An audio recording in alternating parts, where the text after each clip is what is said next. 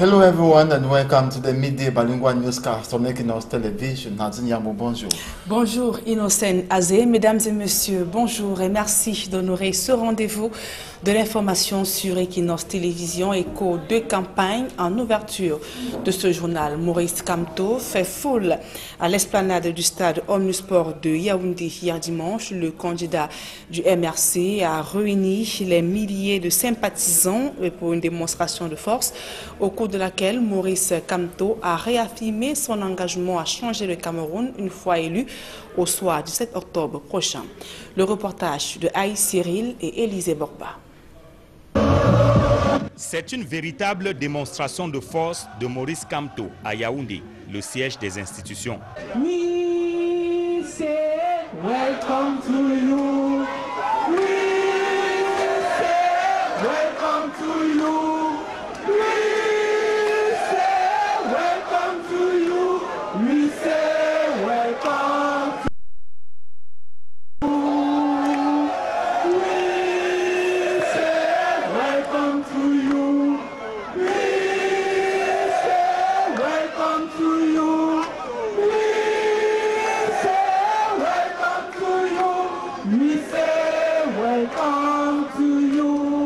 Brandissant les couleurs nationales vert, rouge et jaune, militants et sympathisants du MRC sont sortis par milliers pour accueillir le tireur de pénalty.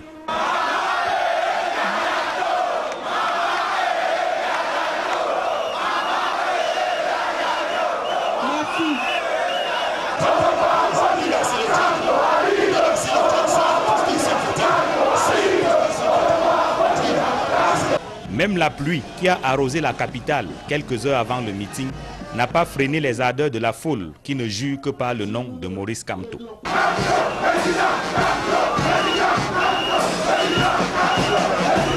Dans son discours de circonstance, Maurice Kamto se présente comme le plus grand avocat de la jeunesse camerounaise. Qu'il nous permette de donner une chance à la jeunesse camerounaise. Qu'il nous permette de donner un avenir à nos enfants, à la jeunesse camerounaise. C'est mon combat, c'est pourquoi je suis debout. Et je peux vous promettre, personne ne m'empêchera de me battre, de lutter à vos côtés jusqu'à la victoire. Je serai à vos côtés. La démonstration de force de Maurice Kamto à Yaoundé offre également l'occasion au candidat du MRC de balayer du revers de la main les accusations portées contre lui en ce qui concerne le tribalisme. Le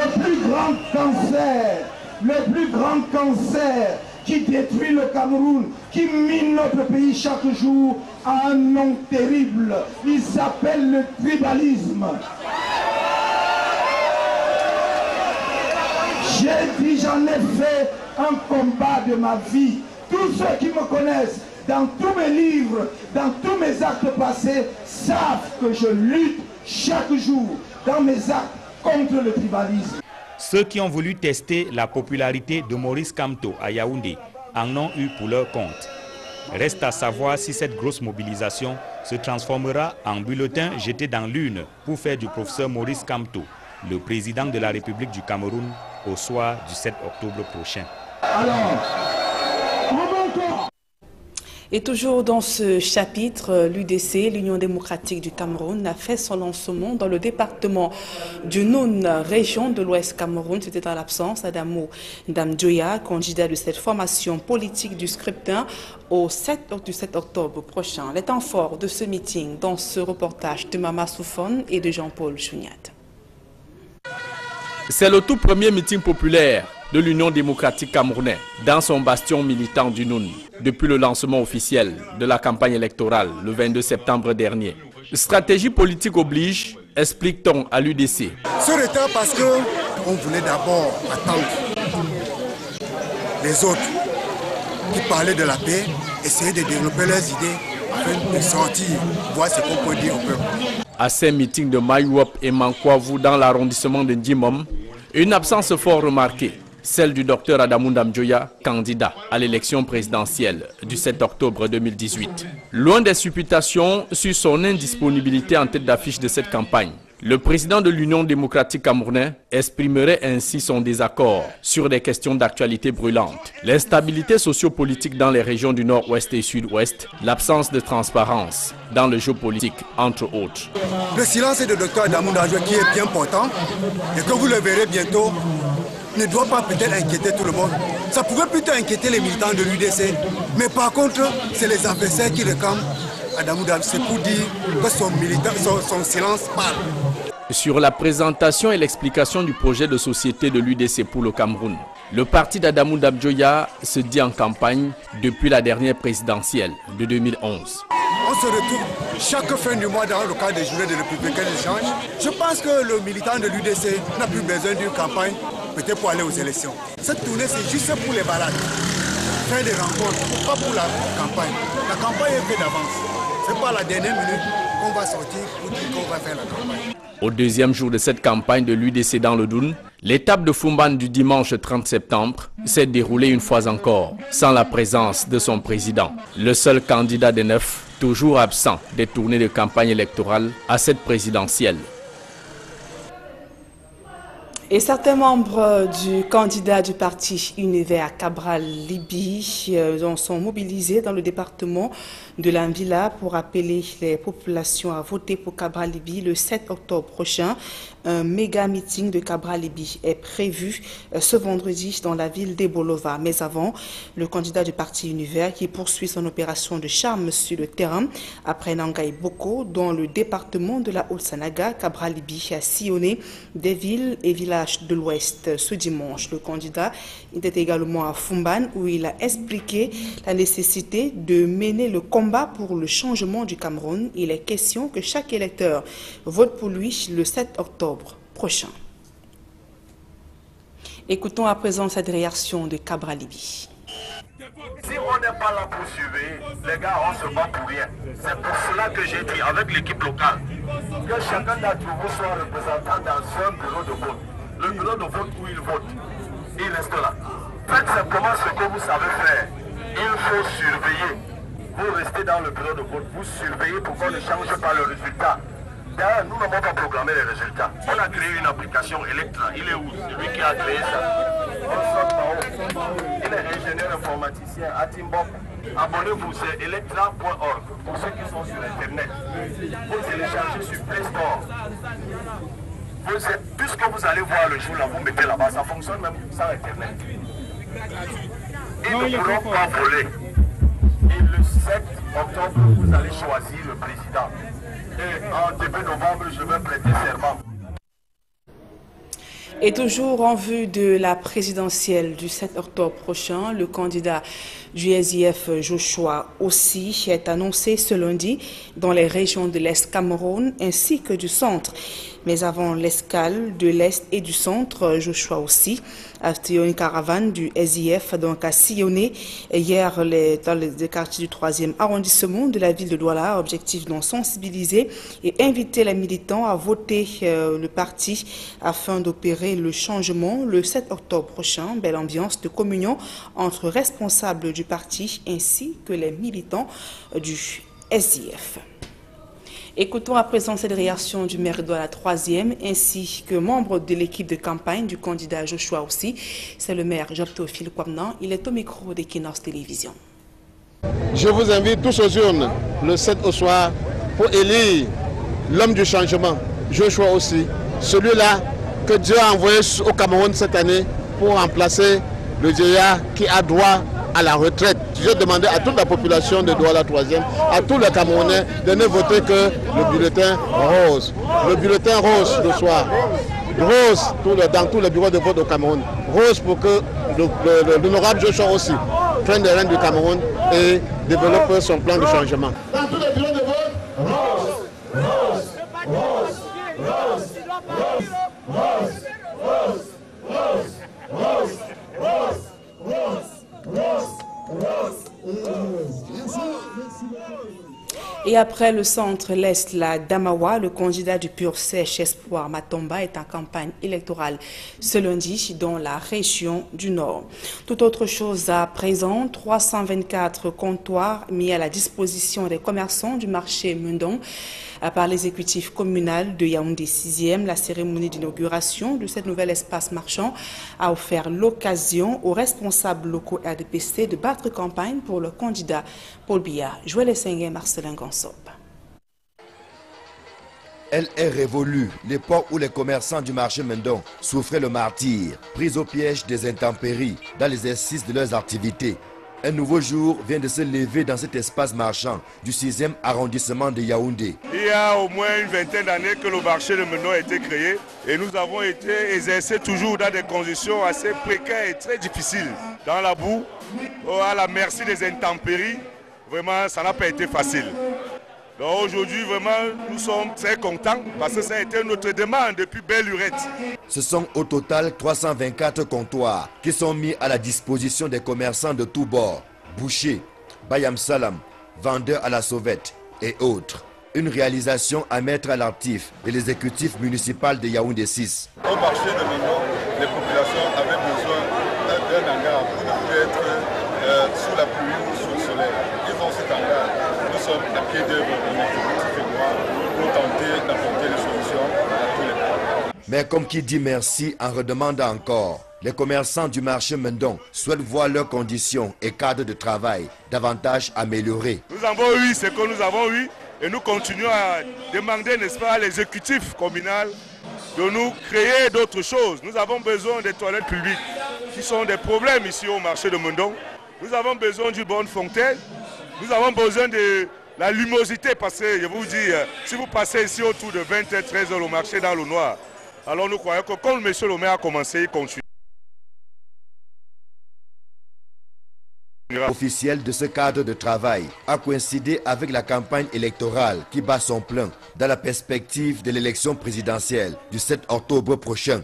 Une balle que les responsables du parti dans le Fundi 6 ont saisi au bon. Ce message, c'est dire que au soir du 7 octobre, aucune voix ne doit manquer au président Paul Biya, qui est, vous le savez, vous venez de voir les réalisations faites par le RDPC, qui le soutient.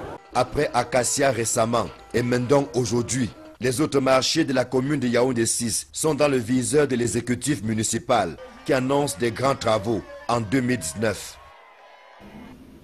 Barreau du Cameroun, l'Assemblée générale élective du 24 novembre prochain se prépare. Une réunion préparatoire s'est d'ailleurs tenue ce week-end dans la ville de Douala. Il a donc été question pour les 15 membres du comité d'organisation de voir le niveau d'avancement de l'agencement du processus, cerner les difficultés pour la réussite de l'événement prévu le 24 novembre prochain.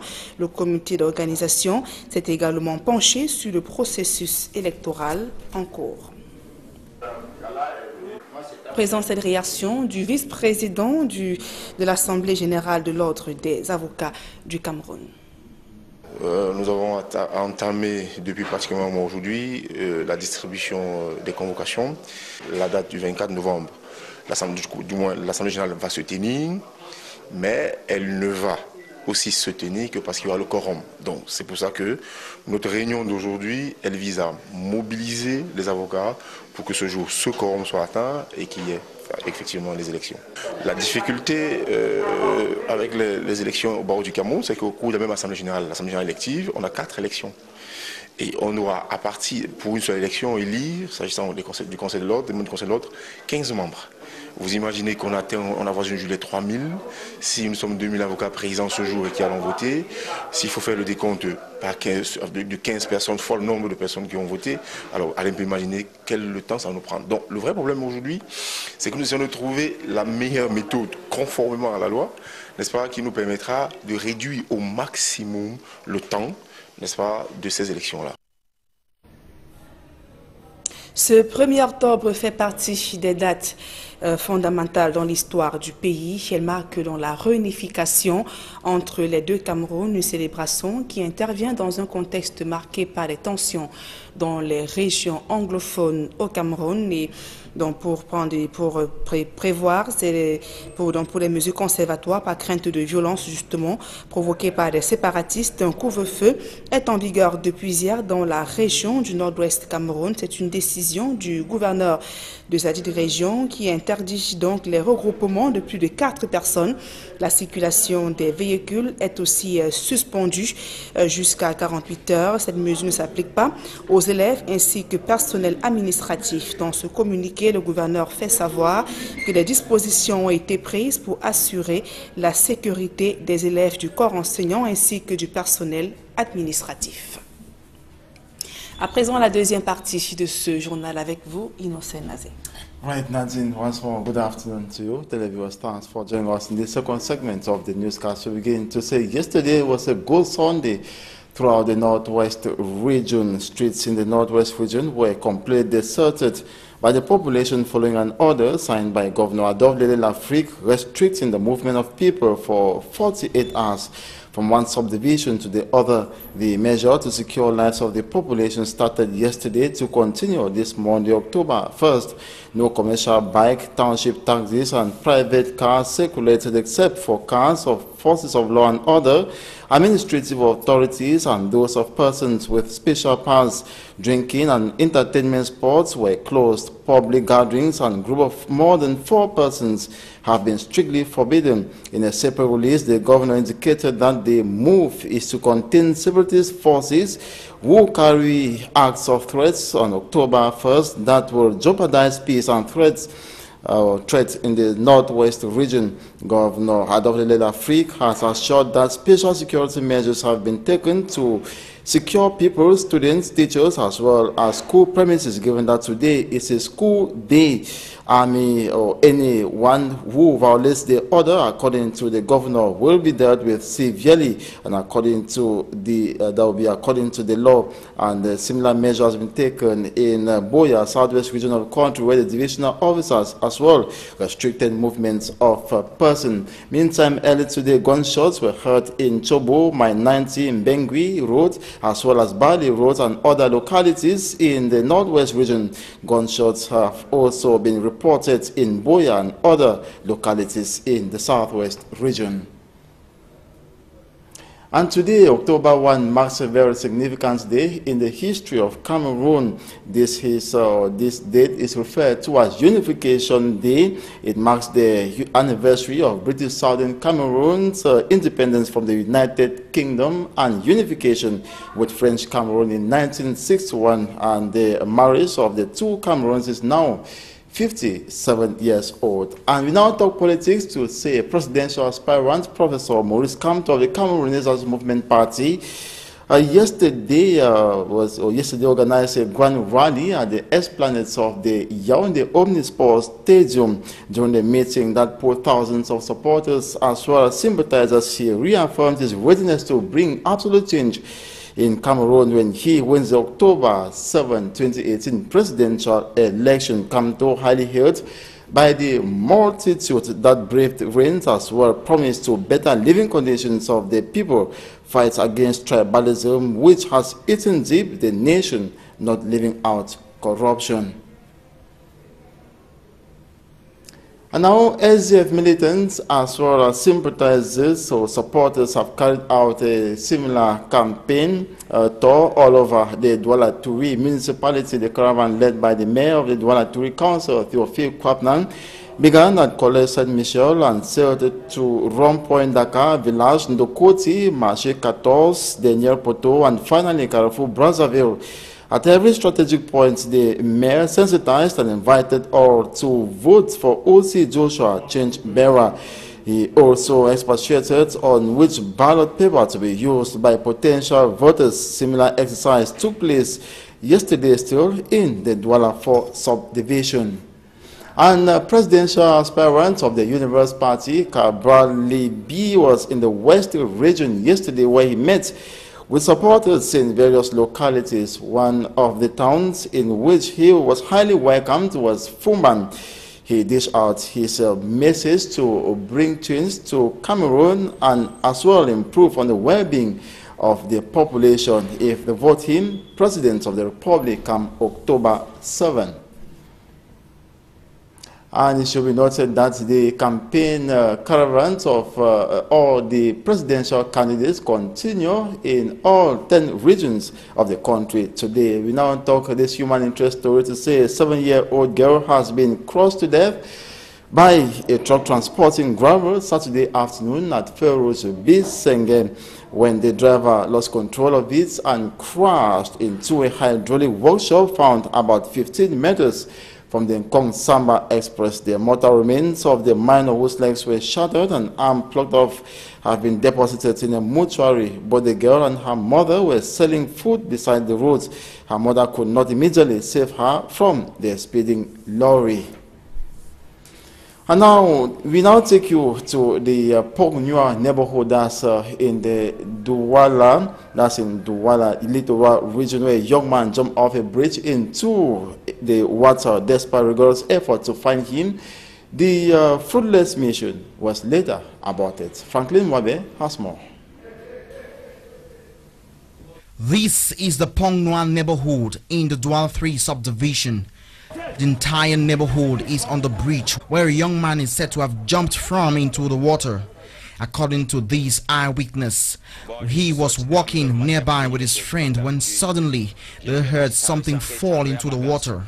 Upon looking, they saw the head of a man coming up the water, and after a few minutes it disappeared again.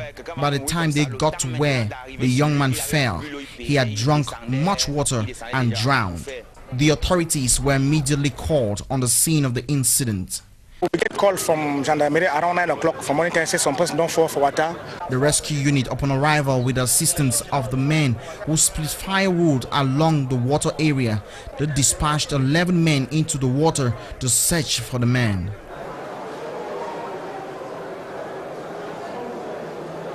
After 2 hours of rigorous search, the body of the man was not found. According to rescue unit officer, everybody is tired and the water is dirty and impossible to see through. Hence, the operation has been halted till after the water is settled. The inhabitants living around Pognua are still in shock and consternation over the suicide act. And in the southwest region of Cameroon, Colonel George has braved the threat from unknown armed men to serve as divisional officer for the Dikome Balue subdivision. He officially took command, officially took command baton from the senior divisional officer for the Njan division at the Dikome Valley ceremonial grandstand. Derek Jotto reports that the senior divisional officer arrived at the ceremonial ground in a military helicopter. His report. Flown in by this military helicopter to Dikome Balue, a subdivision of Njan division in the southwest region of Cameroon, Mr. Fowang Lawrence, the senior divisional officer for Njan division, is here to install Mr. Tonye George Pierre, the new divisional officer for Dikome Balue subdivision.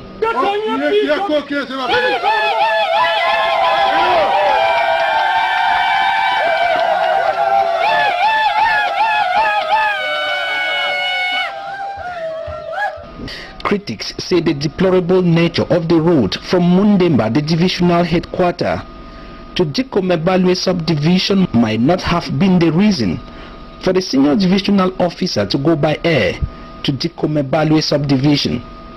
But something bigger than the bad road is responsible. The Ambazonians Defense Forces, reports say, are along the Mundemba Dikome Balue corridor.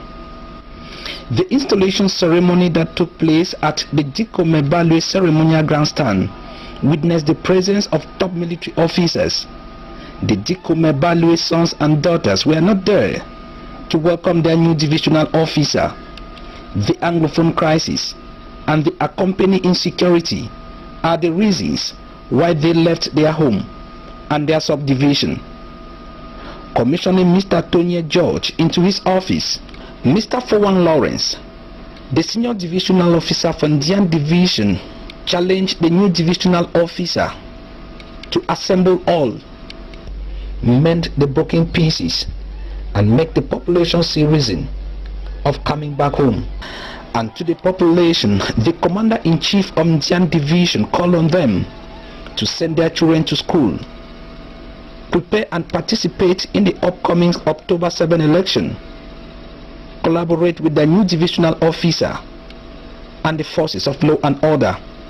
Born in 1981, this son of Sanaga Maritime Division, before his appointment was serving as the 3rd Assistant Senior Divisional Officer for Meme Division.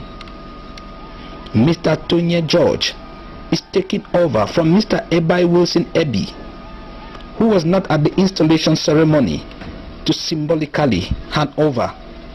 Sources say his absence is because of poor health. And some 50 volunteers in Batoke Village, Fako Division in the Southwest region have been trained on agro-pastoral farming by officials of the National Civic Agency for participation and development duties to enable them become self-financing and equally curb unemployment rate in the country. Details with Davison Maimo. The volunteers, 50 in number, since the 1st of August have been undergoing training on agro-pastoral farming in the pioneer village created by the National Civic Agency for Participation and Development in Batoke Village, Fako Division, Southwest Region. According to Mr. Iswa John, the Deputy Director, in a follow-up mission, the volunteers will be empowered with funding and equipment to be self-employed as part of government effort in fighting unemployment. Training them on agro-pastoral activities, as well as providing with civic education and other related areas that will make them to be not only self-employed, because the pioneer village is going to enable those of them who are unemployed to have an activity that will generate income. The volunteers say it is a lofty project that will change their lives. It's something that's going to impact the knowledge I have, first of all, as an individual. It's going to renew, innovate, and change the kind of peasant kind of style we've been using before. So today we will not get jobs, but today we will occupy ourselves from this.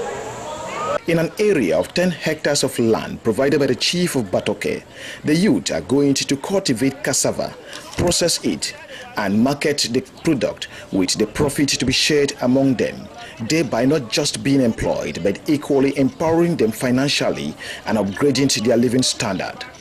However, it should be noted that the first and second pioneer project in Tali, Manyu Division with 10,000 plantain suckers planted, and that of Iluani Balodo, Indian Division with 15 hectares of cassava planted, has little or no follow-up, as revealed by officials of the National Civic Agency for Participation and Development due to the ongoing Anglophone crisis.